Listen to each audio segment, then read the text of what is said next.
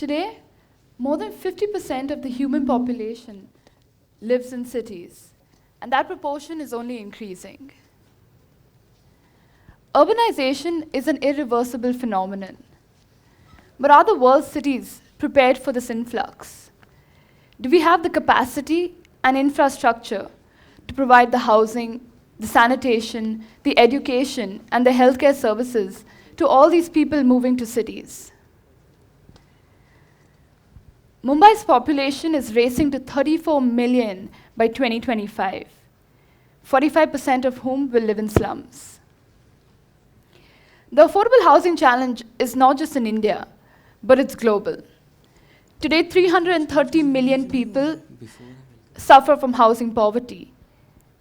And given the current trends in supply, that will increase to 440 million households by 2025. Which means in less than 10 years, 1.6 billion people, or 1/3 of the world's urban population, will suffer from some kind of housing poverty.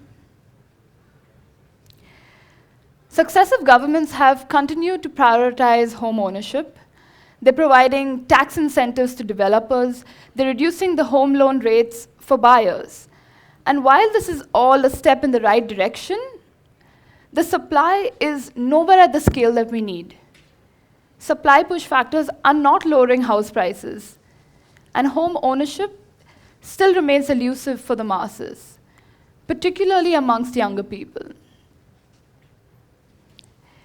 If we have to overcome this unprecedented housing challenge, radical innovation in housing is desperately needed.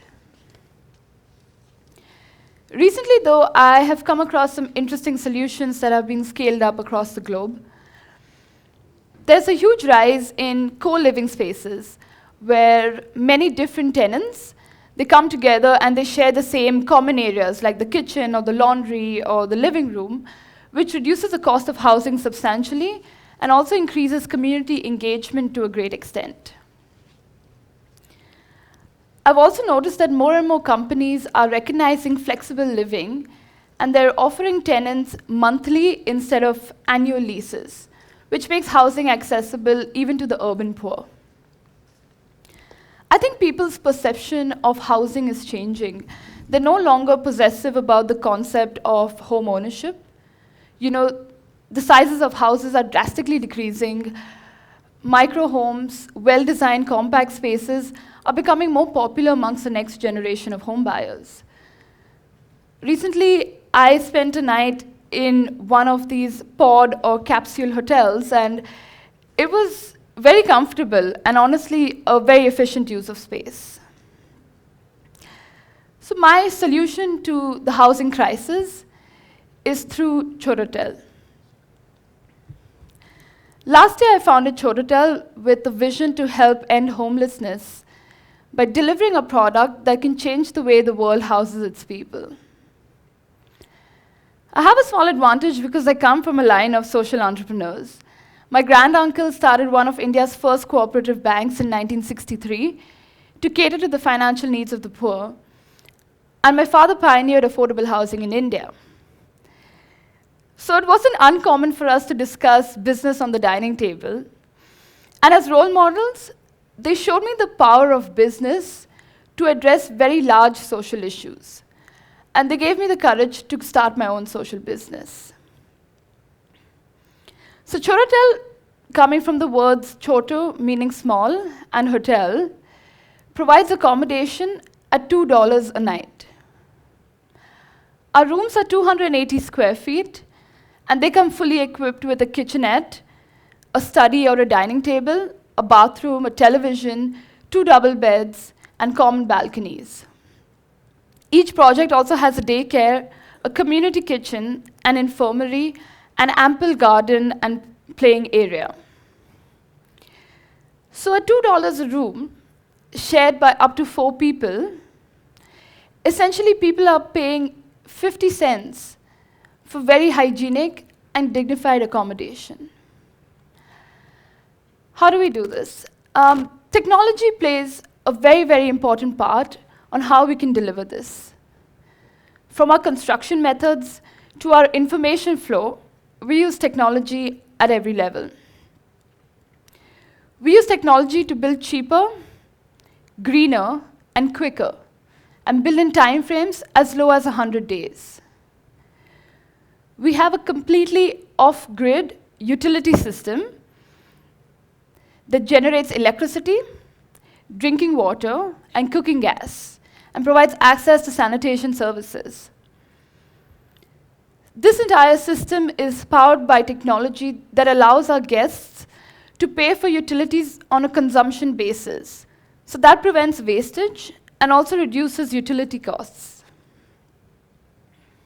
Payment for these rooms and utilities is done through mobile technology, which allows the hotel to be unmanned and keeps our operating costs very low. We also use financial technology to make sure that information is available and money is moving in real time from our guests to our investors anywhere in the world. But most importantly, we use this technology to measure and report impact on both environmental and social data points. People often ask me the challenges I've faced with Chototel, and we have honestly had our fair share of problems. But for me, the biggest challenge is how to make Chototel a social business scalable. It's quite rare to see a large global social business. In fact, most of us would find it quite difficult to name the Amazon or Facebook or Disney equivalent of the social enterprise sector. Now, I believe the problem lies in the way social enterprises are perceived, not just in the market, but by social entrepreneurs themselves. It is this idea that doing good and fundamentally seeking large profits are incompatible. There is this sense that scale and profit are out of sync with the essence of a good social business, and that they should be kept modest and local. Ultimately, though, scalability lies in profit. Within the housing sector, to raise the kind of capital I need, it's enormous, because for most part, it's an asset-heavy business. So therefore, we cannot limit ourselves to impact or social investors. We have to be able to compete with all kinds of businesses to access commercial capital.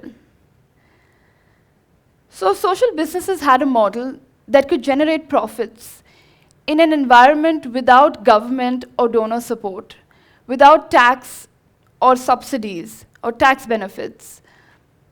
Then it opens them up to a whole new world of commerce and puts weight to the word business in a social business. And that's why it's important for a social business to be profitable, to be driven by technology, to respond to market demand and supply, and to be adaptable to market structures across the world. And I think that's what we've done with Chototel. We've created a social business that has potential for enormous scale. Our first pilot project opens later this year and is 50 kilometers from Mumbai.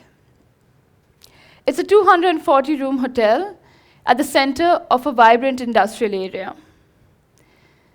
There are over 50,000 casual workers within a 20-kilometer radius doing unskilled factory work, where they averagely earn about $5 a day. They do not appear on payrolls, and they're not entitled to any benefits. So please join me on my journey to change the way the world houses its people. Our aim is to replicate this model across large cities of the world and hopefully make a real dent in addressing housing poverty. Thank you.